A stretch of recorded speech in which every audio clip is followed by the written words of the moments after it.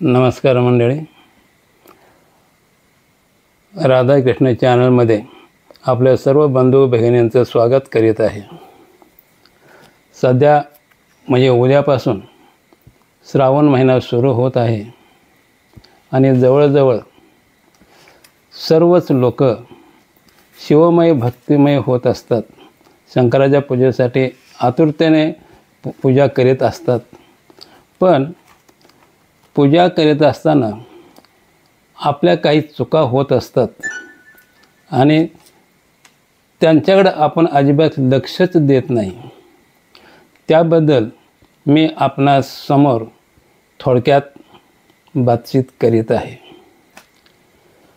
पानी रे पानी तेरा रंग कैसा, जिसमें मिलावे वैसा। एखाद्या माणसाला तहान लागली तर ती पाण्याने तहान भागते। त्या पिणाऱ्या पाण्याची चव वेगळी असते। तेच पाणी आपण जर औषधामध्ये जर मिसळून पिलो तर त्याची चव वेगळी असते आणि आपण त्यावेळेला म्हणतो आम्ही औषध पिलो। जर पाण्यामध्ये रंग मिसळला तर त्याला पाणी न म्हणता त्याला रंग म्हटला जातो। म्हणजे हे जे पाणी आहे, पाणी ज्या घटकामध्ये आपण मिसळतो त्या घटकाशी ते पूर्णपणे समरस होऊन जातं, पूर्णपणे मिसळून जात असतं आणि त्या पाण्याची चवसुद्धा ही वेगवेगळ्या प्रकारची असते। उदाहरण सांगायचं झालं तर खारट पाणी, गोड पाणी, तिखट पाणी वगैरे वगैरे। पाण्याने आपण घरामध्ये जे काय भांडी धुत असतो त्या भांड्याला आपण खरकट पाणी असं म्हणतो। तसंच आपण तेच पाणी इतर दुसऱ्या घटकामध्ये ज्यावेळेला वापरतो त्यावेळेला त्याची नावं वेगवेगळ्या प्रकारची होत असतात। आपण ज्या वेळेला देवांची पूजा करतो त्यावेळेला आपण जे पाणी वापरतो त्या पाण्याला आपण नुसतं पाणी म्हणत नाही तर आपण त्यांना तीर्थ म्हणत असतो। श्रावण महिना आलेला आहे आणि जवळजवळ प्रत्येकजण श्रावण महिन्यामध्ये भक्तिमय होत असतातच। देवांचा देव महादेव म्हणजे मोठा देव म्हणून आपण शंकराच्या पिंडीची पूजा करत असतो। शंकराच्या पिंडीला आपण पाण्याने स्नान घालत असतो। काही जण दुधाने तुपाने अभिषेक करत असतात, पण सर्वच जण दुधा तुपाचा अभिषेक करत नसतातच। पण ते सर्वसाधारण माणसं जी असतात ती माणसं मात्र पाण्याने अभिषेक करीत असतात। आपण हे शंकराच्या पिंडीवर टाकलेलं पाणी जे आहे, वाहिलेलं पाणी जे आहे, त्या पाण्याने आपण जो अभिषेक करतो ते पाणी असंच वाहून जात असतं। त्याचा काहीही आपण उपयोग करत नाही। सर्वसाधारणपणे महादेवाला अभिषेक आपण पाण्याने करतो त्यावेळेला मात्र आपल्या तोंडामधून ओम नमः शिवाय, ओम नमः शिवाय, ओम नमः शिवाय, ओम नमः शिवाय अशा प्रकारचा जप चालू असतो। त्यावेळेला आपलं मन तर पवित्र होतंच, आपल्या मनाला शांतता मिळते, समाधान मिळतं। आम्ही शंकराला अभिषेक केला। या 2 मिनिटामध्ये आपण शंकराला पिंडीला अभिषेक करून आपलं मन एवढं शांत समाधानी बनवतो। तसंच आपलं शरीरसुद्धा हे पवित्रच होत असतं। त्या शरीरालासुद्धा शांतता लाभत असते। आपण पिंडीवर वाहणारे जे पाणी आहे ते पाणी वाहून जात असतं। यासाठीचा आपण हा विचार आज करणार आहोत। पण हेच अभिषेक केलेलं पाणी किती महत्त्वाचं असतं ते आपणास माहीत नसतं। देवांचा देव महादेव यांच्या पिंडीवर आपण सतत पाण्याचे धार धरत असतो। ते पाणी किती महत्त्वाचं असतं आणि त्यापासून आपणाला काय काय फायदे होत असतात ते आपणाला मी थोडक्यात सांगत आहे. आपण याचा श्रद्धापूर्वक वापर केला तर आपलं जीवन खरोखरच सुखी समाधानी होईल आणि सर्वांचा फायदाच होईल. आपण शिवलिंगावर पाण्याची धार धरतो, अभिषेक करतो. त्या पिंडीवर फक्त आपण शंकर आहे म्हणून त्या ठिकाणी अभिषेक करतो असं नाही, तर त्या पिंडीमध्ये त्या शंकराचा पूर्ण परिवार त्या ठिकाणी असतो. त्या ठिकाणी गणपती असतात. गणपतीच्या 2 रिद्धी सिद्धी या पत्नी असतात. शंकराचा दुसरा मुलगा कार्तिकेय त्या ठिकाणी असतात. शंकराच्या 5 मुली, तसंच अशोक सुंदरी नावाची मुलगी ही त्या ठिकाणी असते. शंकराची पत्नी पार्वती ही त्या ठिकाणी असतेच. तसंच नंदीसुद्धा त्या ठिकाणी असतात आणि वीरभद्रसुद्धा त्या ठिकाणी असतात.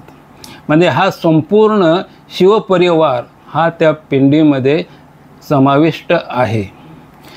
आणि आपण ज्या वेळेला पिंडीवर अभिषेक करतो तर तो अभिषेक या सर्व देवदेवतांना होत असतो. त्यावेळेला जर एखाद्या कुटुंबाचा प्रमुख आला त्यावेळेला किती आनंद होत असेल याचा आपण विचार केलेला बरा. आणि त्या कुटुंबाला अशा प्रकारचा अभिषेक केल्यानंतर त्या शंकराला सुद्धा किती आनंद होत असेल. एखादा भक्त आपली पूजा करतात, अभिषेक करतात, त्यावेळेला त्या ठिकाणी वास करणारे जे बाकीचे देव आहेत त्यांनासुद्धा समाधान लाभत असतं. त्यावेळेला हे पाहून शंकराला सुद्धा आनंदच होत असतो. आणि आपण नेहमी म्हणत असतो किंवा वाचत असतो, शंकर हा भोळा सांब आहे. आपण त्या शंकराला काही मागितलं तर काहीही तो आपणास देत असतो. त्याचप्रमाणे म्हणजे आपण जी काही इच्छा शंकराच्या जवळ त्या पिंडीजवळ आपण करत असतो ते इच्छा शंकर आपली पूर्ण करत असतातच. म्हणूनच आपल्या हिंदू धर्मामध्ये अनेक लोक व्रत वैकल्य हे करीतच असतात. काही लोक शंकराला नवससुद्धा करत असतात. काही स्त्रिया ह्या 16 सोमवाराचं व्रत करीत असतात.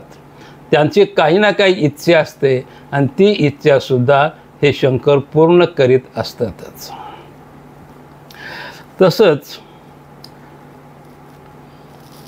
पुराणामध्ये अनेक प्रकारच्या कथा आहेत. ह्या कथा आपण जर वाचल्या तर आपणाला सुद्धा शंकर भोळा सांब कसा आहे हे आपणास माहिती होईलच. म्हणूनच महादेव असं म्हटलं जातं की महादेवाचे जे भक्त असतात ते भक्त कधीही गरिबीत राहत नाहीत किंवा त्यांच्याकडे कधीही दारिद्र्य येत नाही. म्हणून जर तुम्हाला नावं सांगायची झाली तर शंकराचं प्रिय भक्त रावण हा 14 चौकड्यांचं राज्याचा मालक होता. तो गरीब नव्हताच. तसंच राम हा अयोध्येचा राजा, तोही गरीब नव्हताच. हे दोघेसुद्धा हे शंकराची भक्ती करीतच होते, म्हणून ते गरिबीत कधी राहिलेलेच नाहीत. तसंच सर्वसामान्य माणसांच्यामध्ये सुद्धा आपण ज्या इच्छा करत असतो, ज्या इच्छा मनामध्ये धरत असतो, जे पूजा करत असतो त्या इच्छा आपल्या पूर्ण होत असतात. शंकराची पिंडी ही एवढी पॉवरफुल आहे, त्यात एवढी शक्ती असते की या शंकराच्या पिंडीमधून प्रत्येक वेळेला 24,000 वेव्ज बाहेर पडत असतात. एवढी पॉवर शक्ती बाकी कोणत्याही यंत्रामध्ये नसते, कोणत्याही तंत्रामध्ये सुद्धा नसते. तर या पिंडीवर वाहिलेलं जे पाणी आहे, हे पाणी जर आपण तीर्थ म्हणून जर प्राशन केलं तर आपणाला काय काय अनुभव येतील. उदाहरण सांगायचं झालं तर हे पाणी जो माणूस पितो त्या माणसाचा कायाकल्पच होऊन जातो. त्यामध्ये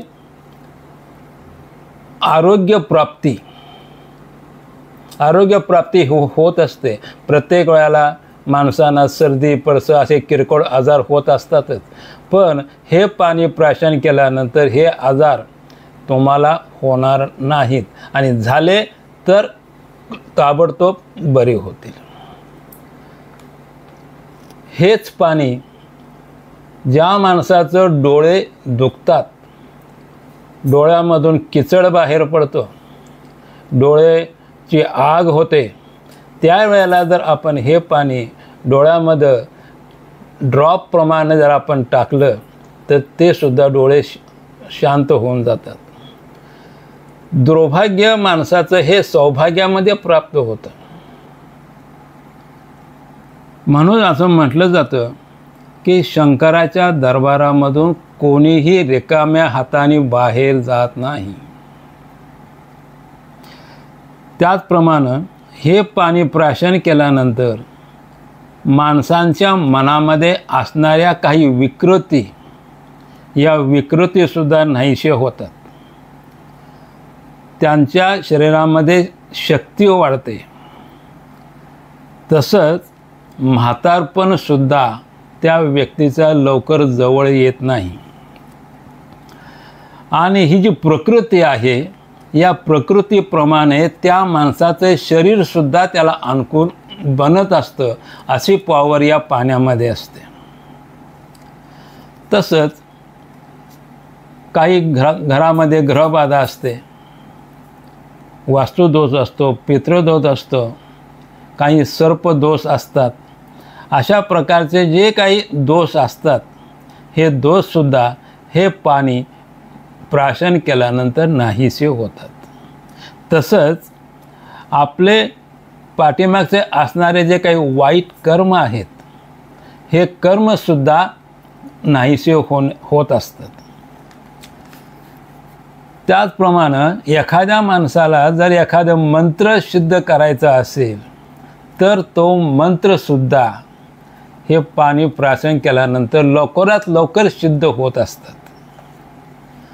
हेच पाणी आपण जर घरामध्ये कोपऱ्यात आणि प्रत्येक घरामध्ये कोपऱ्यात शिंपडलं, आपल्या छतावर शिंपडलं, तर त्या घरामध्ये गरिबी येत नाही, गरिबी नाहीशी होऊन जाते. दारिद्र्यता त्या ठिकाणी अजिबात येणार नाही. तसंच त्या माणसाची निर्णय घेण्याची क्षमता वाढते. त्या माणसाच्या बोलण्यामध्ये मधुरपणा येतो. त्याचे व्यवहार हे चांगले होत असतात. त्याचे आचार विचार यामध्ये चांगल्या प्रकारचे फरक होत असतात. आणि मग अशा घरामध्ये भांडणं तर अजिबात होणारच नाहीत. म्हणूनच अशा घरामध्ये लक्ष्मी अखंडपणे वास करीत असते.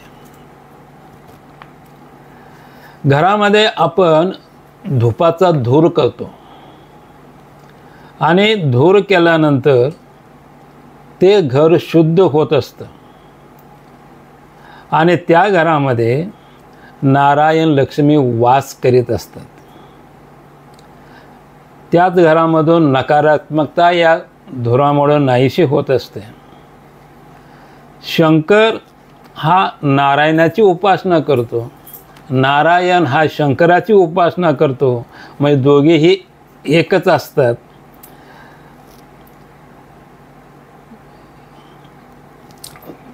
तसंच त्या घरामध्ये गंदी नजर किंवा वाईट नजर आपण जे म्हणतो ती वाईट नजर त्या घरामध्ये प्रवेश करत नाहीत। तसेच काळी जादू, ब्लॅक मॅजिक म्हणतात, ते ब्लॅक मॅजिकसुद्धा त्या ठिकाणी होणार नाही।